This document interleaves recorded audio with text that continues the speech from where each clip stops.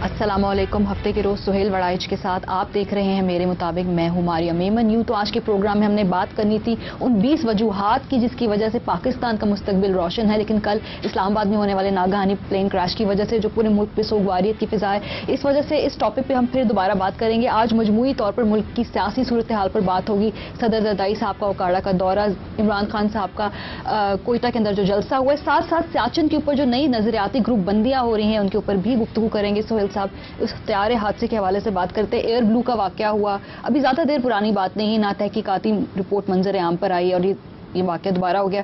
इस पे भी हम देख रहे हैं कि पॉलिटिकल पॉइंट स्कोरिंग शुरू हो गई है अगले ही दिन, बल्कि उसी वक्त शुरू हो गई थी बयानबाजी। मतलब इस मौके पर क्या ये सब कुछ शोभा देता है? सारी कौम सोगवार है, सारी रात लोग जागते रहे हैं, अफसोस का इजहार करते रहे हैं, और सारी कौम जो लवाहिकीन है उनके गम में उनके साथ है। 12-13 माह के दौरान ये दूसरा वाक़या हो गया है और इस्लामाबाद की हदूद में हो गया है। अब ज़रूरत इस बात की है, सबको इस बात पे जोर देना चाहिए, या तो कोई कमीशन बने या एक बड़ी हाई लेवल इंक्वायरी हो कि जिसमें सिविल एविएशन ज़िम्मेदार है, पायलट ज़िम्मेदार है, मौसम की वजह से हुआ है या कोई भी और वजह है, तो उसका पहले तो तयन किया जाए और फिर दूर रस ऐसे इक़दामात किए जाएं ताकि आइंदा ऐसे वाक़यात ना हों। मेरी राय में अभी से किसी पर इल्ज़ाम लगा देना, किसी की तरफ सियासत से या ज़ातियात में उलझना, मेरा ख्याल है इतनी जल्दी ये मुनासिब नहीं है और इस वक्त इत्तेफाक राय पैदा करने की जरूरत है। दुख के अंदर तो चाहिए कि सब मिल जाए और आइंदा ऐसे वाक़यात ना हो, उसका सद्देबाब करें। चले हम आगे जाके थोड़े अपनी सियासी सूरत हाल के बारे में बात करते। एक मामला जिसको आपने खबर देनी है एक बड़ी खास, कि जिस पे इत्तेफाक राय लगता हो रहा है, सूबे के जो क़याम की बात की जा रही है उसके ऊपर कुछ फार्मूला तय पा रहा है। मारिया, एक बहुत बड़ा वाक़या हुआ है, बहुत बड़ा, और मेरा ख्याल है कि पंजाब, जो जनूबी पंजाब की सियासत है उसमें तो इससे तहलका मच जाएगा, इनकलाब आ जाएगा अगर ये वाकई ऐसा हो गया। अच्छा। और वो ये है कि आपको पता है कि 48 सीटें हैं जनूबी पंजाब की, और इस वक्त बड़ी शदीद मार का आराई जारी है पीपल्स पार्टी के दौरान और नून लीग के दरमियान। पीपल्स पार्टी जनूबी पंजाब की बात कर रही है कि एक सराइकी सूबा बनाया जाएगा और इसमें उसका पॉलिटिकल एडवांटेज भी है, और वो गिलानी साहब वहाँ से के रहने वाले भी हैं, इसलिए उनकी लाजमी वैसे भी दिलचस्पी है और शायद उनकी कमिटमेंट भी होगी। दूसरी तरफ नून लीग जो थी वो सूबा बहावलपुर की बहाली की बात कर रही थी।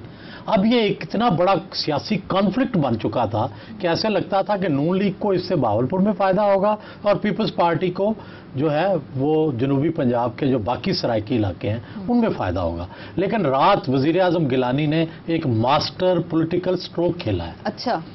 और सुना यह गया है कि उन्होंने जो बहावलपुर सूबे के जो बड़े अमायदीन थे और पीपल्स पार्टी के कुछ लीडर थे, उनकी मौजूदगी में एक नया फार्मूला दिया जिसमें उन्होंने कहा है कि हम सब इकट्ठे एक अलग सूबा बनाते हैं जनूबी पंजाब, जिसका चाहे सदर मकाम बहावलपुर हो। अच्छा। और चाहे जिसका नाम भी बहावलपुर की मर्जी से हो।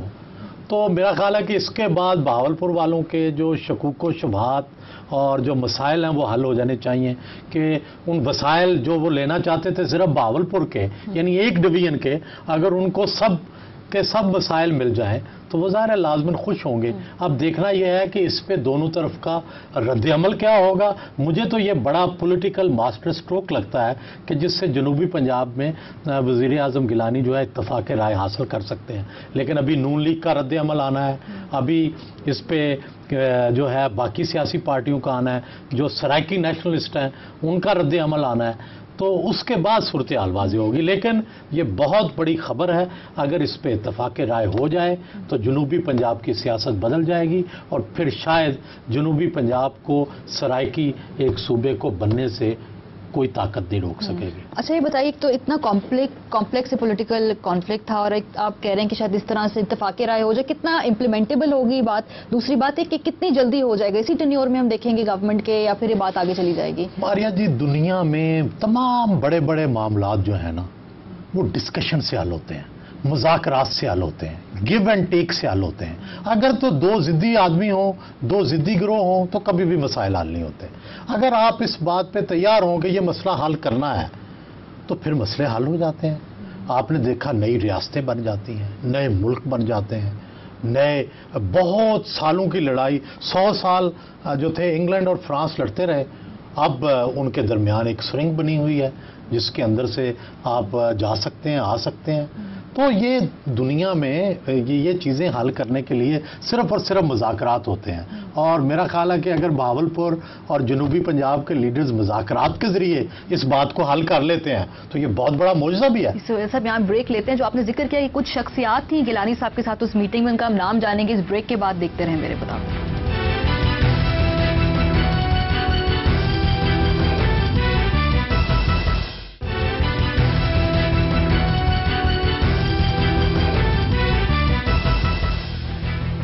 ویلکم بیک ٹو میرے مطابق. اور بریک پر جانے سے پہلے سہیل صاحب نے ہمیں بتایا تھا کہ جنوبی پنجاب میں نئے صوبے کے حوالے سے کچھ اتفاق رائے ہو رہا ہے. آپ نے بتایا تھا وزیر اعظم صاحب سے آ کر کچھ شخصیات ملی تھی, کچھ نام بتائیں گے کون تھے وہ اور کیا معاملہ طے پائے؟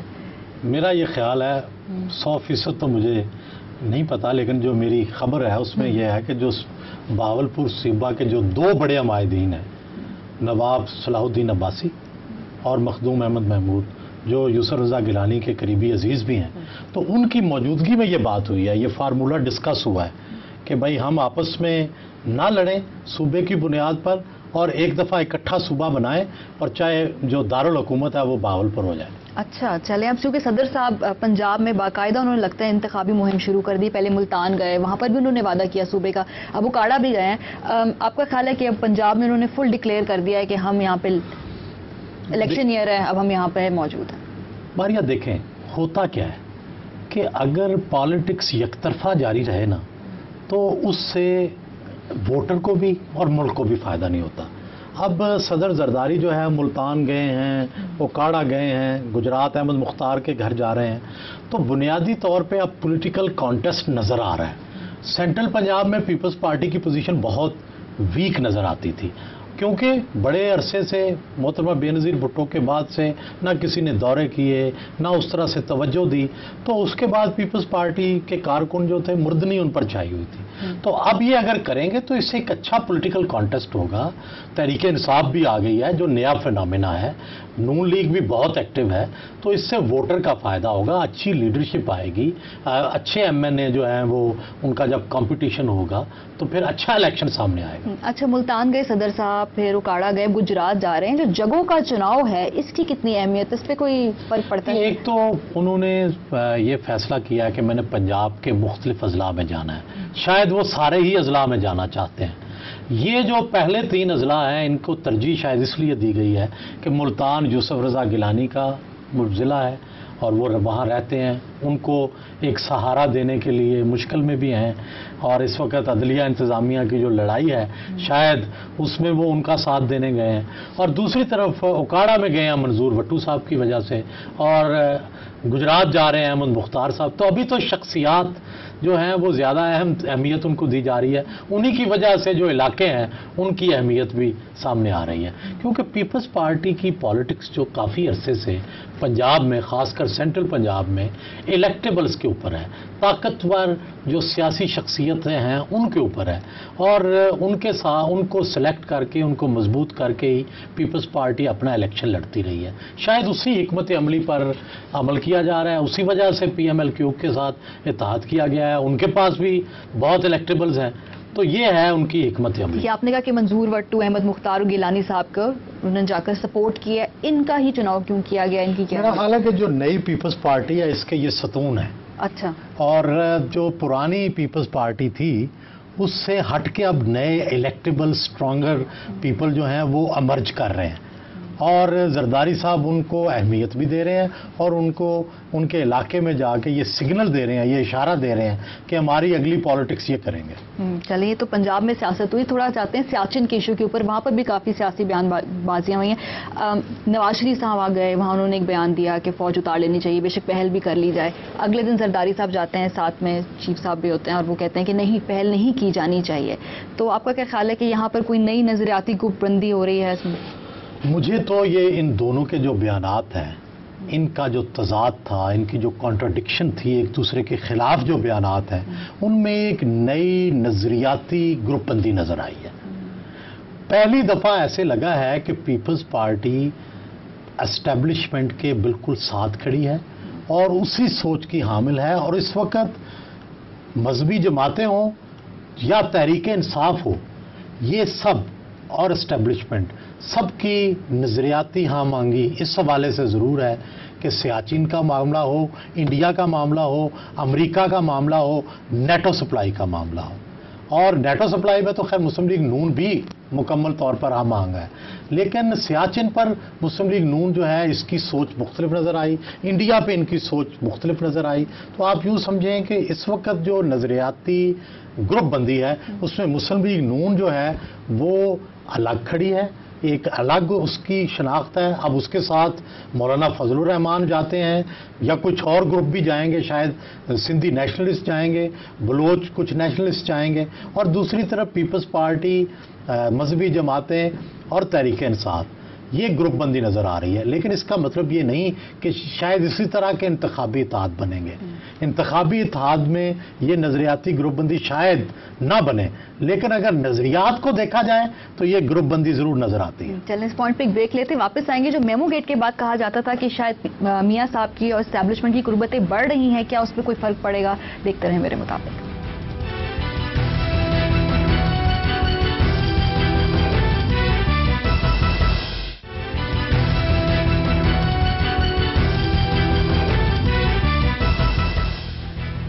ویلکم بیک ٹو میرے مطابق. اور سہیل صاحب آپ کہہ رہے تھے کہ شاید نون لیگ اب نظریاتی طور پر تنہا ہو گئی. میمو گیٹ کے بعد ایک تاثر یہ تھا کہ نون لیگ جو ہے وہ اسٹیبلشمنٹ کے قریب آ گئی ہے.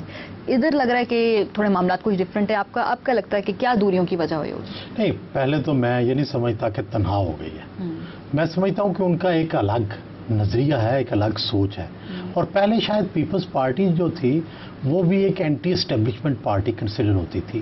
اب انہوں نے شاید ان کی لیڈرشپ نے یہ فیصلہ کیا ہے کہ ہم اس سٹانس جو ہے اس کو ہم کنٹینیو نہیں کر سکتے. اور دوسری بات یہ ہے کہ یہ جو میمو گیٹ تھا اس میں ایسے لگا تھا کہ شاید کچھ قربت ہے، لیکن یہ جو سیاچن والا معاملہ ہے میرا خیال ہے کہ یہ جو لوگوں کا خیال ہے وہ غلط ہے. میں اس سے اتفاق نہیں کرتا. لوگ یہ کہتے ہیں نا کہ فوج ان کو وہاں لے کر گئی، وہاں جو ریسیپشن ہوا ہے. دیکھیں میاں نواز شریف جو ہیں پاکستان کے 2 دفعہ وزیر اعظم رہ چکے ہیں، اپوزیشن کے رہنما ہیں، تو اگر انہوں نے وہاں جانا تھا تو فوج نے پروٹوکول بھی دینا تھا، ان کے انتظامات بھی کرنے تھے. اس میں کوئی حیرت کی بات نہیں ہے. نہ اس سے یہ اندازہ ہوتا ہے کہ جی وہ اسٹیبلشمنٹ سے مل گئے ہیں یا ان کی سوچ انہوں نے بیان ان کے کہنے پہ دیا ہے. نہیں، میرا خیال ہے کہ یہ ان کی اپنی رائے تھی اور رائے کی قدر کرنی چاہیے. ہر ایک کی حب الوطنی پہ شک کرنا جو ہے وہ ہماری عادت ثانیہ بن چکی ہے. امریکہ کے اندر ویتنام کی جنگ پر 2 گروپ تھے، دونوں درست تھے، اور ایک کہتا تھا کہ ویتنام کی جنگ بند کر دی جائے. اس وقت ان کو قید و بند کی صورتیں برداشت کرنی پڑی اور بعد میں بند کرنی پڑی. تو ایک چھوٹی سی اختلاف پر جو وہ بھی ملک کے مفاد میں ہوتا ہے اس پر کسی کو اس حد تک نہ دھکیلا جائے کہ وہ اس کو غدار کہہ دیا جائے یا اس کی حب الوطنی پہ شک کیا جائے. چلیں اب کوئٹہ کی طرف رخ کرتے ہیں. پاکستان تحریک انصاف نے کمال کا جلسہ کیا کل، وہاں پہ بہت اچھا کراؤڈ تھا. ایک تو پہلے ان کی کریج کو ہمیں کہنا چاہیے، جب اتنی دھمکیوں تھریٹس کے باوجود عمران صاحب وہاں پہ گئے. تقریر کچھ تو تھوڑی تھی، وہ زیادہ نواز شریف سینٹرک نہیں ہو گئی، وہاں پہ بنتی تھی اس طرح کا لاجک تھا کوئی؟ پہلے تو ان کی جتنی تعریف کی جائے، بہت بڑا جلسہ. کوئٹے کے حالات بڑے خراب ہیں، بلوچستان میں کوئی جانے کو تیار نہیں ہے. اتنا بڑا جلسہ تھا، دھمکیاں تھیں، تو اس کے باوجود اتنا بڑا جلسہ. میرا خیال ہے کہ ہمیں تمام تعصبات کو بالائے طاق رکھ کر ان کی تعریف کرنی چاہیے. وہاں جو لوگ آئے ان کی تعریف کرنی چاہیے. سیاسی پروسیس ہی ملک کے مسائل کا حل ہے. جہاں تک یہ ہے کہ نواز شریف کے خلاف تو وہ سیاست تو چلتی رہے گی، لیکن میرا یہ خیال ہے کہ نواز شریف بلوچستان کے ولن نہیں ہیں، نہ پاکستان کی جو اس وقت حکومت ہے کمزور کہہ سکتے ہیں آپ، اسے برا کہہ سکتے ہیں. تو وہاں ٹھیک ہے تنقید کرنی چاہیے تھی، لیکن بلوچستان کے مسائل کا کوئی حل بھی تو بتائے نا. زرداری صاحب اور گیلانی صاحب نے بھی آغاز حقوق بلوچستان کی بات کی، لیکن اس سے بھی فرق نہیں پڑا. اب عمران خان صاحب کا بیان بھی آ گیا، نواز شریف. اصل بات یہ ہے کہ بلوچستان کے مسئلے کے اوپر اتفاق رائے کیوں نہیں کرتی پاکستان کے ادارے اور پاکستان کی سیاسی جماعتیں آخر سب جو کہہ رہے ہیں کہ مسئلہ خراب ہے، مسئلہ حل ہونے میں نہیں آ رہا، تو بیٹھ کر اس کے اوپر جس طرح سے نیٹو سپلائیز پر غور کیا گیا، بلوچستان کے مسئلے میں بھی ایک دفعہ غور کر لیں. ہو سکتا ہے کہ اتنے عاقل بالغ سمجھدار لوگ ملیں تو مسئلے کا حل نکل آئے. عمران خان صاحب کے بارے میں کہا جاتا ہے کہ اسٹیبلشمنٹ کے بڑے قریب پائے ان کے جو ہیں نظریات ہیں، اس وجہ سے ان کے تمام جلسے جو ہیں وہاں پہ لوگ آ جاتے ہیں. کوئٹہ میں اسٹیبلشمنٹ کا آپ کا خیال ہے عمل دخل ہوگا یہ جلسہ کامیاب کرانے میں؟ یہ تاثر ہے یا تاثر تھا کہ اسٹیبلشمنٹ کے قریب ہیں، لیکن اسٹیبلشمنٹ لوگوں کو جلسے میں تو نہیں لا سکتی. لوگ تو جلسے میں خود آتے ہیں. میں نے لاہور کا جلسہ دیکھا تھا اور کوئی کسی کو لا نہیں سکتا. آپ جب لاتے ہیں تو وہ اور طرح کا جلسہ ہوتا ہے. اس کے لیے جناب بسیں لی جاتی ہیں، اس کے لیے نمبردار ہوتے ہیں، اس کے لیے وڈیرے ہوتے ہیں. تو عمران خان کے پاس ابھی یہ سیٹ اپ نہیں ہے. تو میرا خیال ہے لوگ خود آئے ہیں. اور ہاں، جہاں تک نظریاتی عام انگی ضرور ان کی ہو سکتی ہے، لیکن میرا یہ خیال ہے کہ عمران خان کی شہروں کے اندر پاپولیرٹی ہے. ہاں، اس کو ووٹ بینک میں ٹرانسلیٹ کر لیں گے، نہیں کریں گے. کیا پولیٹیکل مشینری بنا لیں گے، نہیں بنائیں گے، یہ اب ان کے اوپر ان کا انحصار ہے.